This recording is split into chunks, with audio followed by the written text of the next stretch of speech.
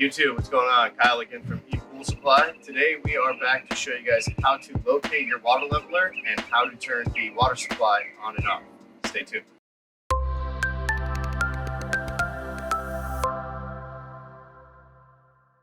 All right, and we're back. So again, today you guys can actually see that the outside edge of this pool actually has 1, 2, 3 lids located on this side of the pool, and over on the far side of the pool is another lid. So we're gonna actually open up all 4 of these and kind of let you guys see what each one of these lids are and how to determine which one's actually your water leveler. So let's go over here to the first one. So the first lid, as you guys can kind of see, it already has a quick skim label on the lid. This is actually your skimmer. So this customer actually needs to empty their basket. So we're gonna go ahead, remove that basket, go ahead and empty that out for him and put that back in. So for now, let's move on to the next hole. All right, and so with this one, we're gonna go ahead and open this up.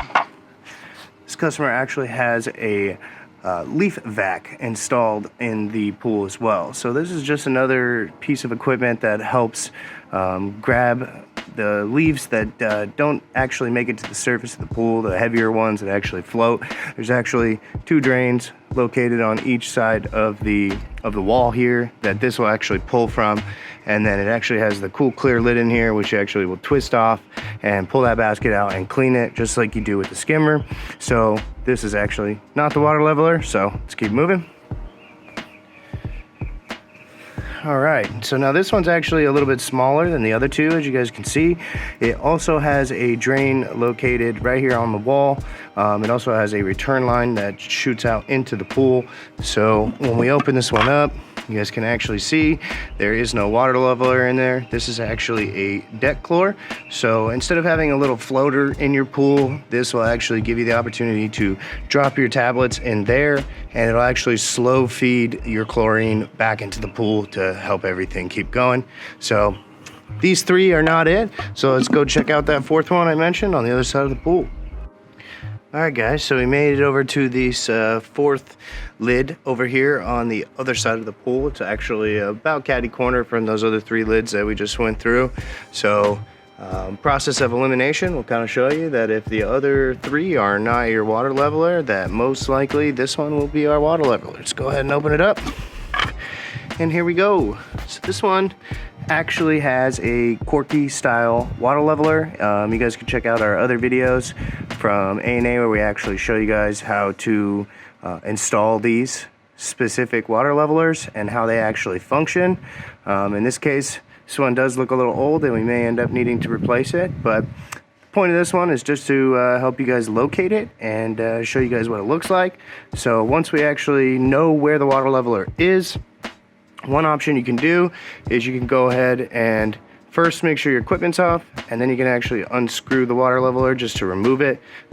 In this process, we're just looking to kill the water supply to the water leveler, so no need to remove it. So we're gonna go ahead and leave that there, and we're gonna head over to the house and look at the water supply from the house. So stay tuned. All right, guys, so once you've actually located the water supply on the outside of the house, what you're gonna look for is you're looking for a very similar T-type system like this one does. And as you can actually see, it's got a big vacuum breaker here located on the top. That vacuum breaker just helps alleviate the knocking of the autofill to your regular water line. So really important to have one of those installed. That's the piece of equipment that you're probably gonna be looking for when you're trying to figure out where the supply is coming from. So in this case, you've got the water supply here at the house. The water leveler is about, give or take, about 20 feet to the right. So that's going to be the most logical positioning for the water supply for the water leveler. So as you guys can see, it's actually got a ball valve here switch right on it. So what we're gonna do is typically when it's turned this direction, it's open. That means everything's actually feeding water to the water leveler.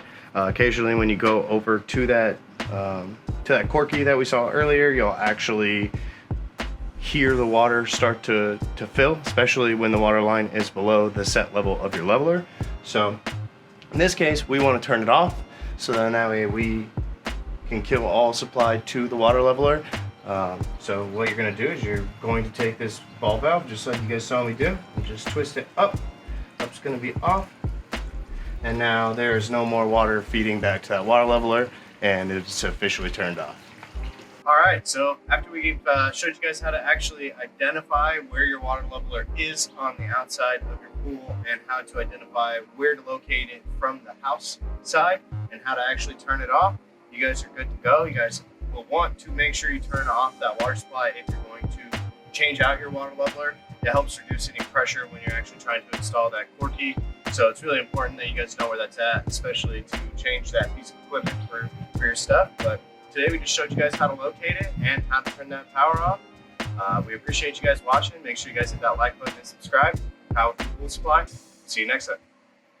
Hey everyone, thanks for watching. Subscribe today if you haven't subscribed. Check out the links below, and we got a lot more content coming your way. Thank you.